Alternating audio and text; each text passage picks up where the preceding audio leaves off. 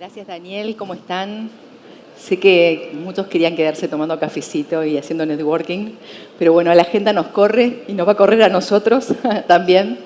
Estuvimos toda la mañana pensando en el 2026, estuvimos escuchando a las autoridades de CNB, al secretario de Finanzas hablando del presupuesto, tuvimos la mirada macro, algunas inversiones y vamos a seguir con el bloque siguiente pensando en inversiones para el 2026, hablando de competitividad. Y en este panel queremos que se lleven algunas ideas de 4 ejes que son un poco diferentes, por eso voy a hacer preguntas un poco a cada uno sobre sostenibilidad, sobre tecnología y particularmente eficiencia en las compañías a través de la tecnología, algo de educación que vamos a recorrer también y vamos a terminar con la frutilla del postre, que es qué pasa con los impuestos y cómo nos va a afectar al sector privado. Entonces, mi primera pregunta va a ser para Soledad. Saben que en sostenibilidad, si bien este concepto empezó bajo otros nombres desde los años 70, el pico lo tuvo casi en el 2020, donde se hablaba muchísimo de las finanzas sostenibles, y después en los últimos años hubo un cierto impasse, un cierto realentamiento, pero tenemos una diferencia bastante significativa entre Europa, Estados Unidos, y ahí quiero preguntarte a vos, ustedes que están con una mirada más regional, ¿qué estás viendo que está pasando hoy en el sector privado? ¿Cómo lo ves? ¿Cómo ves la región? ¿Nos contás? Bueno, hola a todos, muchas gracias por la invitación. Bueno, la verdad que lo que estamos viendo en cuanto a empresas es que la sostenibilidad sigue en la operación. O sea, las empresas que ya estaban en este tema y estaban comprometidas siguen estando y de hecho siguen avanzando. Si me preguntases qué están trabajando hoy, están trabajando en la gestión y en la información. Ya creo, no quiero decir que no haya pasado nada y que esté todo igual que 2020, como comentás, y creo que lo que pasó es que se dividió como en dos empresas, en dos partes. Por un lado, las empresas que están trabajando en la sostenibilidad y que le ven el lado positivo y cómo ayuda a su gestión y se mantienen, y por el otro lado, las que quizás no estaban muy convencidas con el tema, quizás venían con presiones de casa matriz que les pedían, por ejemplo, desde Estados Unidos, y ahí si no estaban muy convencidas, y encima la presión bajó un poco, la verdad es que decidieron bajarse. Pero me quedo con las que siguen en sostenibilidad. La realidad es que los vemos en el día a día, en lo que es su gestión. Ellos, o sea, sentimos que la importancia que tiene la información y la gestión de todo lo que es la sostenibilidad está casi a la par de la información financiera, porque la realidad es que nosotros ya no vemos una gestión financiera independiente sin poner en plano todo lo que es la gestión no financiera de la empresa. Hoy, cuando hablaban en otros paneles, comentaban, por ejemplo, gobernanza, hablaban de incentivar a los colaboradores, de atraer emprendedores, de atraer a nuevas generaciones. Y eso es sostenibilidad. Sostenibilidad no es donar plata o plantar un arbolito o separar residuos. Es la gestión no financiera de la empresa, y la verdad que para generar valor a largo plazo es necesario tener esos datos y tener esa información. Y lo que se está necesitando es información de mejor calidad, ¿no? O sea, vemos que las empresas están abocadas a eso, a obtener información de mejor calidad, que lo que hace es que a la hora de tomar decisiones sean decisiones más certeras, con información consistente, con información comparable, que puedan ver qué están haciendo. O sea, hoy, y esto yo soy de ciencias económicas, o sea, dato duro también, pero es como que siempre que vemos la gestión sostenible, siempre viene aparejada de lo financiero, desde el lado de, a ver, no sé, bajo algún consumo con respecto a lo que es energético, baja el costo, atracción de colaboradores. Atraer un colaborador y retener un talento realmente que me signifique algo para la empresa es un valor económico. O sea, a veces es más directo y a veces es más indirecto, pero la realidad es que todos estos datos son necesarios. Y las empresas que lo están viendo lo siguen manteniendo, y la verdad es que siguen avanzando cada vez más y siguen apostando a obtener información de calidad. Eso es lo importante. Y bueno, cuando hablamos de información de calidad es esto, para la gestión en sí, para también informar con transparencia a los grupos de interés, a todos los que están interesados y son afectados por la compañía, y por otro lado también para mitigar el riesgo reputacional, que es un tema primordial en lo que es sostenibilidad. A veces, o al principio, quizás la sostenibilidad era una pieza de marketing, era algo que se estaba más para el sector de comunicaciones, marketing, y no deja de ser una declaración de la empresa que puede traer riesgos, tanto para la pérdida de valor de la marca por una información que estamos dando que no sea real, como también para los directivos, incluso que están declarando cosas que no son reales. Entonces, bueno, un poco vemos que la tendencia es fortalecer la información, verificar la información, ir a asegurarlo por terceros para que todo lo que nosotros estamos diciendo esté avalado por un tercero independiente que nos diga, ok, esta empresa es transparente en lo que está declarando. Eso nos parece muy importante y ahí lo vemos tanto en lo que es, y relacionado un poco con IAF, o sea, por uno de los reportes de sostenibilidad, en toda la gestión no financiera del año de la empresa y también en lo que es los reportes de bonos, que también cuando se hace la trazabilidad del financiamiento, después todo lo que es el proyecto, cómo se aplicaron esos fondos y el impacto real que tienen, bueno, es la verdad que no es obligatorio, pero es una buena práctica y es una declaración de principios verificar por un tercero esa información. La verdad que nos parece súper importante y vemos que cada vez son más. Y lo que consideramos es que las empresas que ya lo vienen haciendo, incluso siendo voluntario, tienen una ventaja competitiva. Por un lado, porque mejoran la gestión de sus datos, muestran para el afuera la responsabilidad que tienen con respecto a la gestión no financiera de la empresa. Y por el otro lado, porque creemos que en algún momento se va a regular y si ya lo tienen desde antemano, obviamente los va a beneficiar. Seguro, seguro. La anticipación juega a favor y lo que me decís es, se sigue trabajando procesos, se sigue trabajando información y ahí te quería preguntar, ¿la tecnología cuánto te sumó en términos de sostenibilidad y en términos de controlar? Bueno, la tecnología, la verdad que es clave. Bueno, todo lo que es tecnología, obviamente, que ayuda a simplificar procesos y también a generar cosas que hace un tiempo no estaban ni pensadas, ¿no? O sea, como que uno puede trabajar desde la recopilación de los datos, desde lo más sencillo. O sea, nosotros, por ejemplo, trabajamos con un partner que se llama Presgo, que lo que hace es, por un lado, recopila los datos de todo lo que es ASG, ¿no? Ambiental, social y de gobernanza. Y recibe información de todas las áreas de la compañía, que uno a veces piensa que puede ser sencillo, pero la verdad es que son mundos muy distintos. Entonces es clave poder juntar toda esa información. Y una vez que la recopila, también lo que hace es poder darnos tableros de control, poder predecir por inteligencia artificial si hay quizás algún error, ya lo va detectando y después, a la hora de reportar, lo que hace es alinear al marco que la empresa esté utilizando. Entonces, por ese lado, la verdad que las herramientas que nos da la tecnología también puede ser desde predecir, hacer diferentes escenarios para ciertas cuestiones quizás más difíciles de calcular, hacer proyecciones, la verdad que medir riesgos.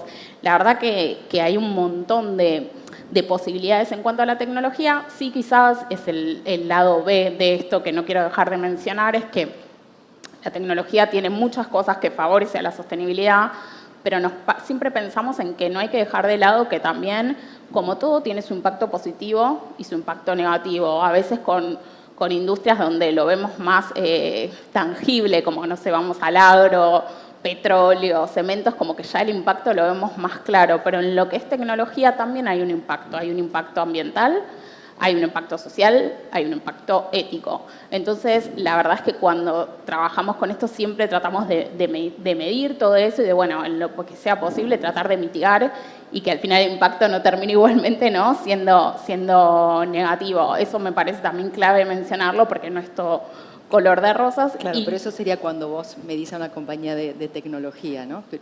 Sí. Algo así, pero en principio... Nada, tecnología, por supuesto, genera mucho más transparencia, genera mejores números, mejores datos para los inversores. La tecnología es clave y hay que abrazarla y hay que utilizarla en favor de todo lo que es la sostenibilidad, y no podríamos hoy trabajar sin tecnología, porque la verdad es que no permite cosas que antes se hacían manual, por ejemplo, con un Excel o con un Word, hoy por hoy acortar muchísimo los tiempos, y eso nos permite gestionar y pensar en vez de estar con esos procesos cortos. Me das el pie perfecto, porque me voy a tecnología sí. De la mano de Federico. Y ahí te quería preguntar, ustedes obviamente se basan en esto, generás eficiencia para las compañías. ¿Cuál era el dolor de las tesorerías? ¿Cuánto se avanzó? ¿Qué adopción a nivel global hay de esta automatización? Sí, bueno, nosotros... No se te escucha bien, ¿eh? Hola. A ver, hoy estuve todo el día pidiendo más micrófono, ¿no? Estoy sorda. ¿Sí o no? No.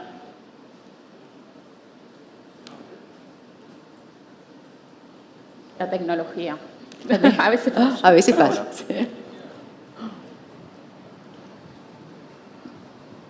Después, si llegamos, te voy a hacer una preguntita sobre COP, sobre la COP, para los que quieran saber algo. Estamos cortos, pero sí. Sí. Bueno. Si no, en el break, los que quieran saber. No, un poco, yo trabajo con temas de transformación digital de tesorería, llamado ahora, pero desde 96, ¿no? Para que te des una idea. Y primero, digo, en un primer momento acá en Argentina, luego en México, ahora en toda América Latina. Y pues me ha tocado trabajar en diferentes etapas y con diferentes tecnologías, ¿no? Empezó esto un poco con el auge de las PCs en su momento, que empezaban a haber computadoras en las empresas, en los bancos, etcétera. Hasta ese momento la tesorería había sido manual, ¿no? De hecho, se empezó a trabajar un poco con planillas electrónicas en un inicio, claro, hasta que empezaron los primeros software, ¿no? Y me tocó primero tener ese auge aquí en Argentina, en Buenos Aires. Estuve acá por 5 años, y después me tocó, digamos, una segunda etapa que le llamamos un poquito la era ya digital, ¿no? A partir de Windows 95 y hasta, yo te diría, hasta hace unos 10 años atrás, ¿no? Era digital, era de Internet, donde se pasó a trabajar con tecnologías a través del poder de cómputo sobre la nube y software as a service y todo esto. Y ahora en una etapa, yo te diría, final, donde ya final no, o la era, digamos, de la inteligencia artificial, donde además de todo lo que ya se venía haciendo, construyendo sobre diferentes tecnologías, evolucionando, esta era de la inteligencia artificial que estamos viviendo, ¿no? Digamos que en todas las etapas siempre un poquito el beneficio había sido, bueno, automatizar procesos, sistematizar, eliminar tareas manuales, eliminar reprocesos, disminuir los riesgos, ¿no? de las empresas.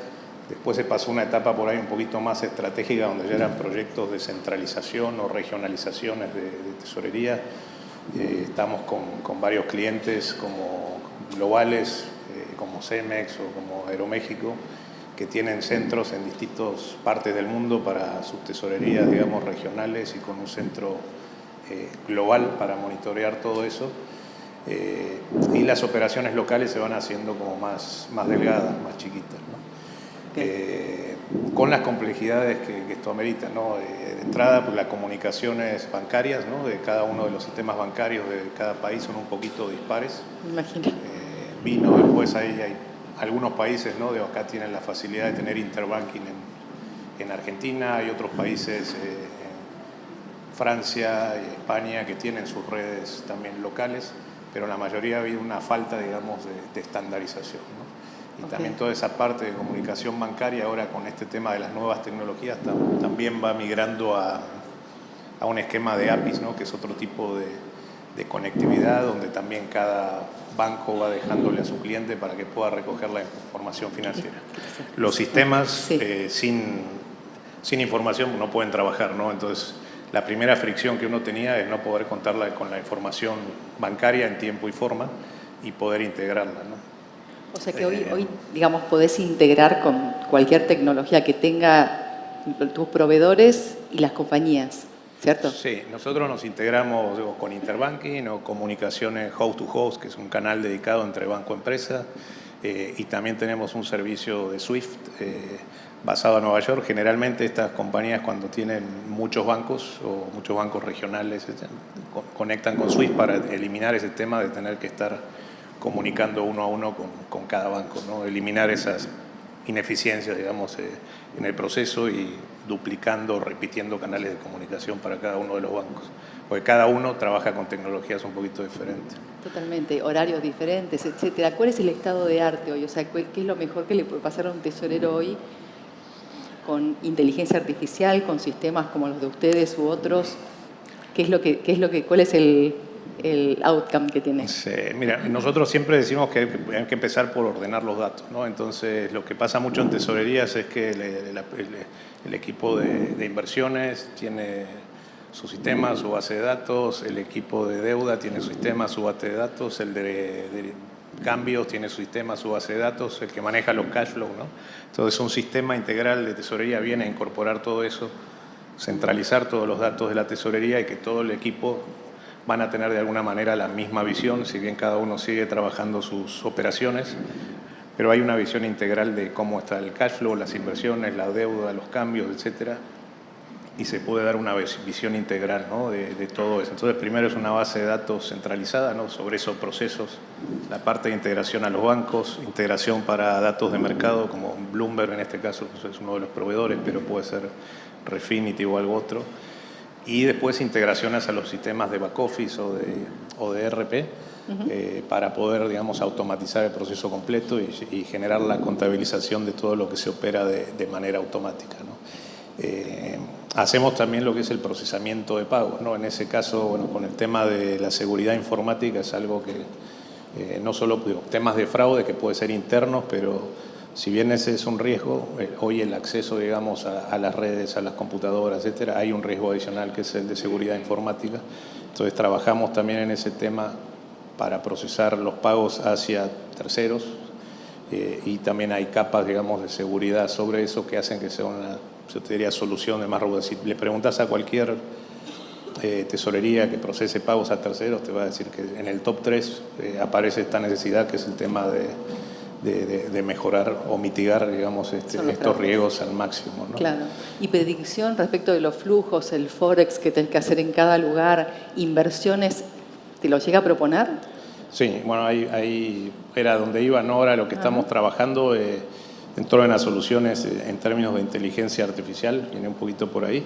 Tenemos ya incluido, así como hay un ChatGPT, digamos, genérico, nosotros tenemos un Treasury GPT adentro de la solución, pero que trabaja y aprende internamente con la propia solución de tesorería de cada uno de los clientes que tenemos, ¿no? Tenemos más de 1.500 tesorerías en el mundo y más de 100 en América Latina.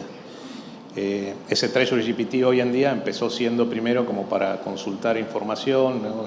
Comparar, por ejemplo, decir, bueno, me podés pasar, como un asistente, ¿no? Me podés pasar el saldo del día de ayer de la cuenta de, no sé, voy a nombrar una marca JP Morgan 645, te la da. Entonces empieza a hacer cosas más ágiles, comparámela con la de la semana anterior, cuál fue la desviación. Entonces todo eso ya lo está empezando a hacer. Le puedes preguntar cualquier cosa relacionada con tesorería y te la contesta, ¿no? Pero tiene un machine learning atrás que está especializado en tesorería y aparte aprende sobre tus datos, ¿no? En esa segunda etapa, que ya lo estamos trabajando y es para liberar ahora el primer trimestre del año que viene, hay una parte de forecasting también predictivo en base a la información que tenés, más predicción de temas de comportamiento, ¿no? Anteriores en el pasado, te predice el forecasting, ¿no? Que sabemos que es el dolor de cabeza también de muchos corporativos, porque es muy fácil predecir la parte de pagos porque los controlan desde el corporativo, ¿no? Pero la parte generalmente de cobranza o de recaudación es mucho más sensible, ¿no? Entonces cuando vas a cualquier corporativo, hoy me dio más 80% y mañana me da menos 20%, ¿no? Entonces la variación es bastante grande. Claro. Y después en toma de decisiones, que es el otro punto, ¿no? Ahí también ya está trabajando en eso para lo que es toma de decisiones, digamos, asistida o supervisada, donde la AI te dice, mira, tenés este tipo de saldos, te recomendamos invertirlos a tal plazo y en tales instrumentos basados todo en la información que tiene y las tasas o los precios de mercado, pero después quien decide al final es el tesorero o la mesa de inversión, ¿no? Excelente. ¿Alguien de la audiencia que tenga automatizada su tesorería y que sea valiente para levantar la mano? No, bueno, mucho mercado. Sí, Muchísimas si querés, gracias. ahí nada más en términos de adopción, te digo algunas cifras Sí. rapidito para cerrar. Cuando vas sobre las primeras 500 empresas en Europa o Estados Unidos, es un mercado de reemplazo, donde ya todos tienen alguna solución y están viendo cómo mejoran, a cuál se cambian. En Latinoamérica, México y Brasil, diría que en las primeras 200 más o menos hay un porcentaje de adopción del 50%, y lo que es el resto de Latinoamérica estamos hablando de alrededor del 30%, ¿no? Entonces, en términos también de dónde vemos nosotros el crecimiento en la región, básicamente es en Sudamérica, ¿no? Perfecto. Me imagino que estás hablando de empresas grandes, ¿cierto? En general son empresas, son empresas nuestro target, digamos, es a partir de los 300 millones de dólares anuales de facturación, y te diría que el 80% de nuestros clientes están arriba de los 1.000 millones de dólares de facturación anuales, más o menos. Para tener una idea. Ok, me voy un poco volando, digamos, de las macroorganizaciones, etcétera, a algo más de finanzas personales, algo más de educación financiera de la mano de Ezequiel.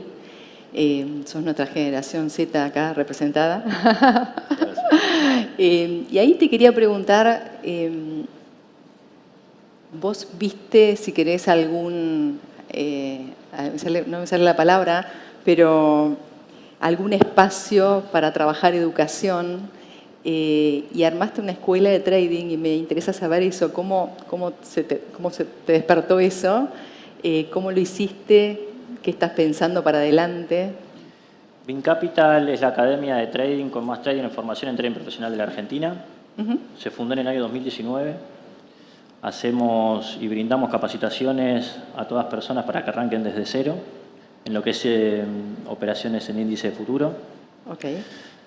Donde empezamos subiendo nuestras operativas para que quede un registro personal, y bueno, la gente a poca falta de esa información, había mucha desinformación en internet, nos empezaron a pedir que les enseñemos.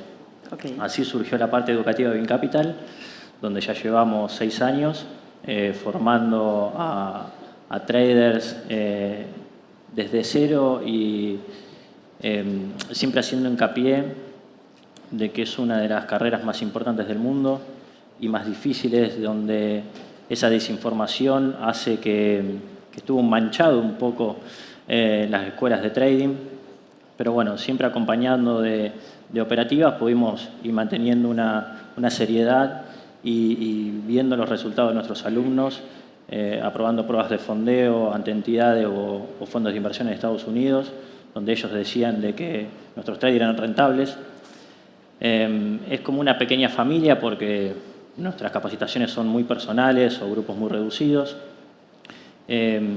y somos los traders que más operaciones tenemos en registros públicos, en índices de futuro del país, así que por lo menos públicamente. Mirá qué bien. Eso es un honor y un orgullo, mostrar nuestras operaciones tanto malas como buenas. Hacemos mucho hincapié en eso, en que esto no es fácil, que no lo van a aprender de la noche a la mañana, donde van a tener que adquirir experiencia, no podemos ir y comprarla a ningún lado, entonces les marcamos muy bien eso, que son muchas horas frente a la gráfica, mucho estudio, mucho análisis, para que no se terminen frustrando, y algunos vienen con ese chip de que se van a hacer millonarios de la noche a la mañana. También. Y es lo primero que le matamos. Hay un mito. Porque necesitan exactamente eso, mucha experiencia para lograr un profesionalismo, y brindarle esas herramientas o armas, como nosotros le llamamos, para que enfrenten los mercados financieros, que hagan una autoevaluación también de ellos mismos para ver qué tipo de inversor prefieren o quieren ser, donde sabemos muy bien que hay distintos tipos de traders, distintos tipos de trading, distintos tipos de mercado. Entonces, bueno, hacemos un acompañamiento continuo para que esas bases sean sólidas, y después, bueno, también esas herramientas les sirvan para su día a día y desarrollarse, sea en sus actividades, sea en su trabajo, en su profesión. Y bueno, la proyección que tenemos es para largo plazo porque queremos que cada vez haya más personas que puedan ingresar a los mercados y tengan la oportunidad de estar en ese negocio. Siempre les marcamos lo mismo. ¿Cuánto tiempo toma la capacitación, que decís que es bastante personal? ¿Cuánto tiempo más o menos promedio para alguien que arranca? La parte teórica son 7 meses, ¿bien? Y después hacemos todo lo que es un seguimiento en los simuladores, con cuentas con dinero ficticio, para que vayan adaptándose a esas herramientas, pero con muchos ya saben acá que el mejor maestro es el mercado, ¿no? Seguro. Que por más que tengamos esa herramienta, después él nos va a hacer adquirir esa experiencia tanto mala como buena. Perfecto. Mirando para el 2026, ¿dónde crees que hay otros agujeros, digamos, educativos que te gustaría encarar o que valdría que el mercado encare, ¿no? Nosotros ya hace 2 años venimos capacitando también a la gente en nuevas tecnologías, como tecnología blockchain, NFT, criptoactivo y Web3, y haciéndoselo ver como una visión de que es otro tipo de mercado, ¿bien? Como uno más que se sumó gracias a la era digital y que también hay oportunidades, ¿bien?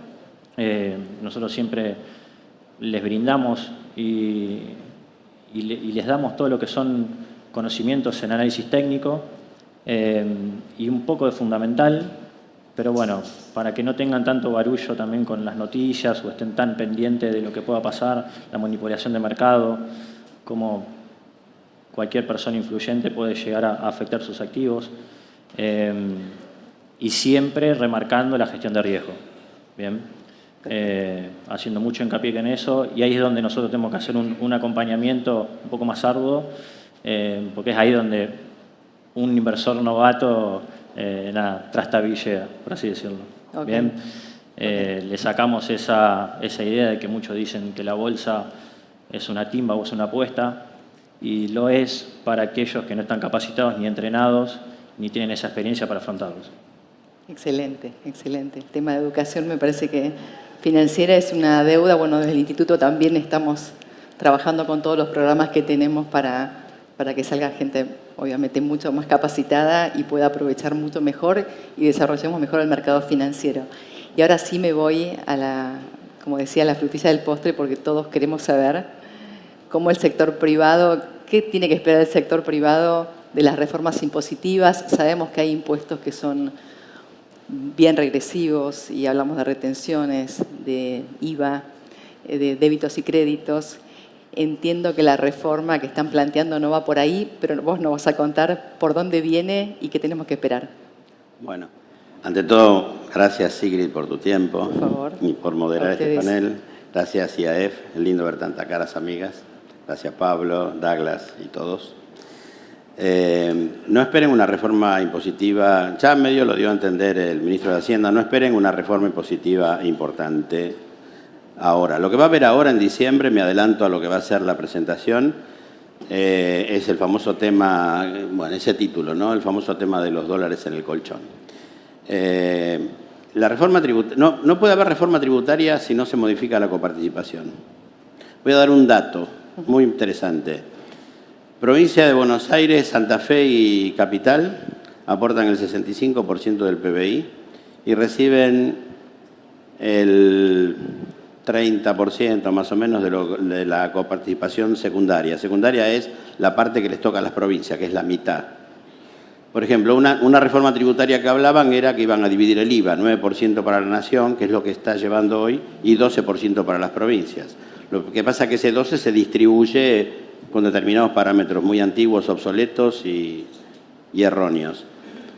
Pero si Provincia de Buenos Aires y Capital y Santa Fe aportan el 65% y le van a dar el 9% del IVA, le recontrasobra IVA. Tendría que bajar la tasa del IVA al 3%. Formosa, que aporta el 15%, junto a todo el norte, más la zona cuyana menos Mendoza, aportan el 15% del PBI y reciben el 45% de la mitad de la distribución secundaria. Tendría que tener una tasa de IVA del 30%. Entonces no se hagan... Además, aplicar eso va a ser muy complejo. Otra que trascendió en los diarios es van a bajar el impuesto a las ganancias para las personas. Que hablaban, por ejemplo, de que se podían deducir los gastos personales, no el mínimo no imponible. Hablando con un ex secretario de Ingresos Públicos hace poquitito, me dice, pero el supermercado ya te da el ticket. Van a renunciar a recaudación gratuitamente. Sé que hay un 40% de economía informal y uno podría ir a pedir la factura para poder deducir, pero hay que ver con qué letra chica sale esa reforma. Claro. Y después hablaron de bajar muchos impuestos, que en realidad no es la palabra impuesto, es tributos, porque ahí tenés tasas, contribuciones de todo tipo, cosas chiquititas que aparecen en la factura de luz, de gas, en fin, mil cosas. Eso puede ser. Bajamos 10, 20 tributos, ¿sí? Pero ¿en cuánto va a influir en la recaudación? Menos del 1%, porque el superávit fiscal es un must, con lo cual eso no va a ocurrir. Pueden tocar un poco de débitos y créditos. Y lo que salga no va a salir en diciembre, para mí, va a salir en febrero, si sale, ¿sí? Primero va a salir la reforma laboral y la tributaria, que va a ser suave, acotada. El ministro de Hacienda dijo, vamos a ir poniendo cosas y que no tengamos que repetirnos y volver para atrás. Clarísimo, digamos, en la medida que el gasto se los dé. Ahora, si la economía crece un 40%, un 4%, perdón, sí. el PBI, y tenemos si tenemos una evasión del 40%, podrás tener una mayor recaudación de 2,5 puntos del PBI. Entonces, ¿cuánto podés bajar de verdad de los impuestos? Bajar no se va a bajar. Puede haber una redistribución, puede haber una creación de ciertos impuestos o de ciertas gravabilidades para mejorar otras. Por ejemplo, una idea, como hacen, por ejemplo, en Chile o hacen en Paraguay, donde es una tasa de imposición muy baja a las empresas y queda ahí, excepto que distribuís dividendos. Si distribuís, ahí te graban fuerte. Eso que orienta, en definitiva, la recaudación tributaria a la producción, ¿sí? No al consumo. Ojalá que se les ocurran esas cosas, digamos. Puede ser que toquen un poco débitos y créditos. Puede ser que toquen algunos impuestos que no entren en la coparticipación. Porque hoy no tienen fuerza política en el Congreso para bajar impuestos que van a la coparticipación, porque los gobernadores le van a decir que no. ¿Sí? ¿Qué va a venir entonces ahora en diciembre? Casi seguro, 99,99%, esto, que es recaudar más dólares. ¿Por qué? Porque es necesario cumplir con las metas del... Yo ya tengo, ¿eh? Sí, okay. cumplir las metas del Fondo Monetario. Me voy a parar, perdón. Dale, estoy como Maradona, obvio. si no me cortan las piernas. No sé, ¿se me cayó esto? Bueno, lo voy a poner en el bolsillo. Hay que cumplir con las metas del Fondo Monetario y hay que pagar los vencimientos de enero. Por lo tanto, se necesita acumular reservas, ¿sí? Y esto es un elemento muy importante y de alto impacto en este momento, y a muchos de los financieros que están acá les va a interesar mucho eso, porque va a haber mucha gente que posiblemente se meta en este tema. Bueno, originalmente con Douglas habíamos pensado en 3 temas, uno lo voy a pasar de largo y va a quedar en el material para que lo puedan leer, que es el tema de criptomonedas, ¿sí? Así que esto iba a tener estos 3 temas, vamos a hablar del segundo, casi nada del tercero, nos vamos a focalizar inclusive en las conclusiones del segundo, más que nada. Criptomonedas y criptoactivos, está todo regulado, está todo grabado, hay 11 provincias que tienen legislación y las mencionan, el problema está con las que no lo mencionan. ¿Qué hacer con eso? ¿Sí? Sería el signo de pregunta. Así que esto de cripto lo paso rápido, así. Sigrid contenta, que no va a tener que pelear. Sí, porque tenemos 5 minutos, tenemos próximo panel esperando. Esto lo paso. Esto le queda el material, lo van a poder ver todo. Simplificación y desregulación. Súper simplificado está esto, miren. Hay una etapa 1 y una etapa 2. La etapa 1 está la cumplida, la etapa 2 es la pendiente, que es la que va a entrar en diciembre al Congreso. La etapa 1 hubo decretos del Poder Ejecutivo y ciertas resoluciones. ¿Qué hicieron con eso? Con eso lo que hicieron fue, con esos 2 decretos y la resolución, derogaron muchísimos regímenes de información. Los escribanos informaban, los consorcios informaban, ventas de autos informaban, todo eso se derogó. O sea, lo que se busca es decir al contribuyente, y tiene que ver con el punto de la declaración jurada simplificada de impuestos a las ganancias, que ahora le explico, no te vamos a mirar tanto tus movimientos patrimoniales. Esos sistemas de información tenían que ver con informarle a ARCA sobre movimientos patrimoniales, compras, ventas, transacciones, etc. Se derogaron. Después se subieron muchísimo los umbrales de información. Los umbrales de información era que, por ejemplo, los bancos tenían que informar, o la SALIC, o tenían que informar, o los retiros en efectivo. Había umbrales que eran muy, muy bajos. Esos se subieron. Va con lo mismo, vas a poder retirar dinero del banco y hacer cierta operación que con la declaración jurada simplificada no te la vamos a mirar. Lo que se llama la ecuación patrimonial, las compras y las ventas de bienes. Patrimonio al inicio más ingresos grabados o exentos tiene que ser igual al patrimonio final más el consumo. Eso no lo van a mirar en este régimen simplificado que ahora lo explico. Bueno, estos umbrales de información se subieron mucho y también se subieron mucho bueno, viene en la etapa 2. Otros umbrales se van a subir también. Esto ya se creó, que es la declaración jurada simplificada de impuestos a las ganancias. Primero, es optativo. ¿Uno se puede anotar en eso o no? ¿Qué significa? Que la AFIP, la ARCA, se llama ahora, te va a hacer tu liquidación de impuestos a las ganancias. Yo no se la voy a dar. Yo me la voy a seguir haciendo yo, ¿sí? No aplica a grandes contribuyentes. Antes aplicaba solo a fuente argentina y ahora incluyen fuente extranjera a criterio de ARCA, con lo cual no va a ser fácil para ARCA poder liquidar esto. Sí se presume la liberación de pago y la exactitud, pero sujeto a que la ARCA no haya encontrado diferencias significativas. Si ARCA encuentra, o sea, con esto no me va a revisar el patrimonio, no me va a revisar la ecuación patrimonial, ni las compras ni las ventas, supuestamente. Pero si me encuentra diferencias significativas en los ingresos y los gastos, esto se cae, esta liberación de pago y exactitud. ¿Y qué es significativo? Más del 15% que me encuentre. Y ya tengo un problema ahí. Y 100 millones para cuestiones aduaneras. Entonces, te libero pero no te libero. O sea, está flojo de papeles esto. Más o menos, ¿sí? Y bueno, lo que ya adelanté es que no se declara la ecuación patrimonial, ¿sí? De nuestros clientes, ninguno nos pidió meterse en este régimen, porque todos quieren seguir teniendo el control de su declaración jurada, ¿sí? Quizás esto es para muy chiquititos o para autónomos y que no sean grandes contribuyentes. Bien. La etapa pendiente, que es lo que va a entrar ahora en diciembre, y ya voy terminando. Se van a actualizar los umbrales de la ley penal tributaria, que ya tiene media sanción de diputados. Paradójicamente, hoy es 1,5 millones la ley penal tributaria y agravado 15 millones. Nada, 1,5 millones, ¿cuánto? ¿En $1.000? Por eso los jueces no la aplican. Paradójicamente, cuando suban los umbrales, la van a empezar a aplicar, porque van a pasar a 100 millones y a 1.000 millones. Y ahí sí se van a atrever a aplicarla. Con $1.000 no te aplican la ley penal tributaria. O sea, después va a haber aumento de las multas y sanciones de la ley de procedimiento. Cuidado con eso, porque las multas formales aumentan en 1000 veces. O sea, eso presentamos la declaración jurada la semana que viene. Antes era 500 pesos, ahora llega a medio millón, a 45 millones algunas, si no se presentan determinadas informaciones. Con lo cual las empresas van a tener que ser más prolijas y los asesores van a tener que estar a la altura de las circunstancias. No pueden presentar las cosas tarde. Va a costar mucha plata eso. Eso de que no llego con la contabilidad, con el balance, no la presento, se acabó si esto pasa. Va a ser muy, muy oneroso.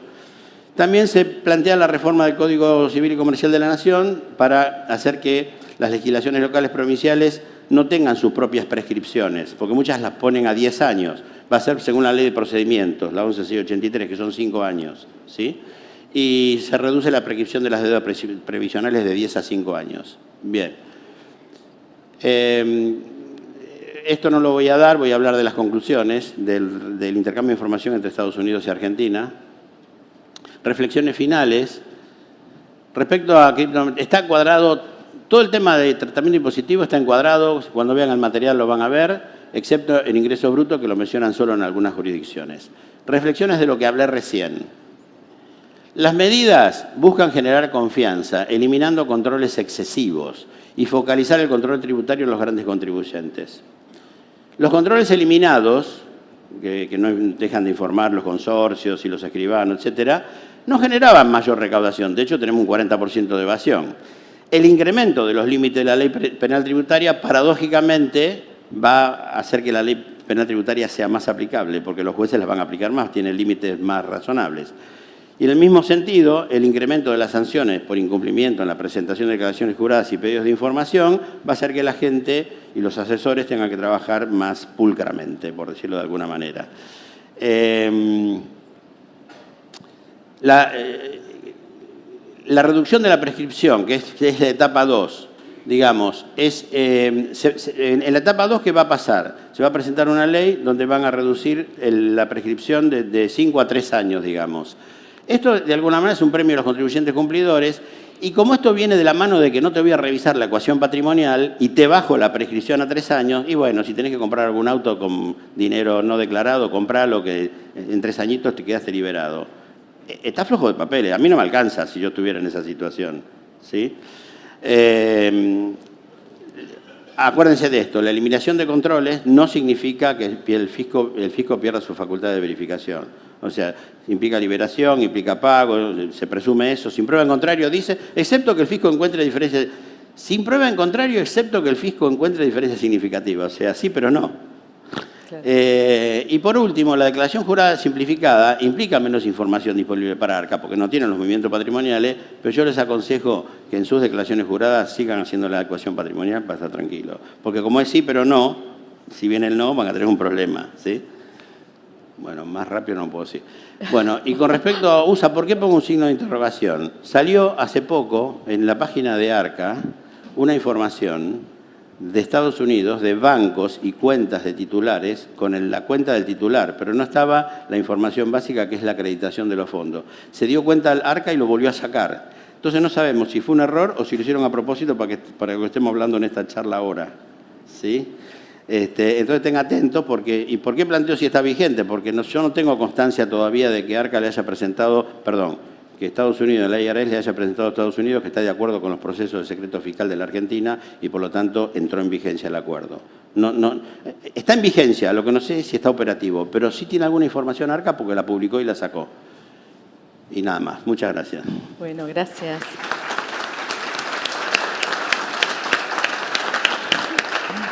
Muy bien, gracias por la velocidad, gracias por compartir las ideas que nos traen.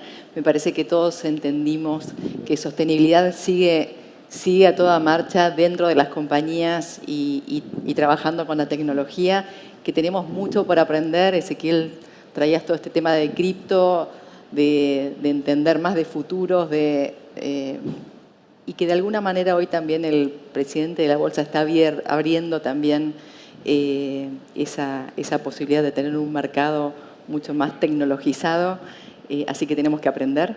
En términos de tesorería nos mostraste todo lo que se puede hacer y todo lo que se puede eficientizar, y en el tema de impuestos nos pasaste unas pinceladas. El que quiera profundizar en esa un poco más, vamos a tener próximamente, creo que el 26, Pablo, una charla específica sobre impuestos, sobre reforma y los temas que trajiste. Así que muchísimas gracias y, bueno, gracias a ustedes por el interés en este panel.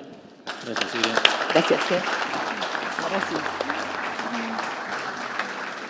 Lo más difícil de esta charla es pararse de Muy bien, sí. tiempo récord.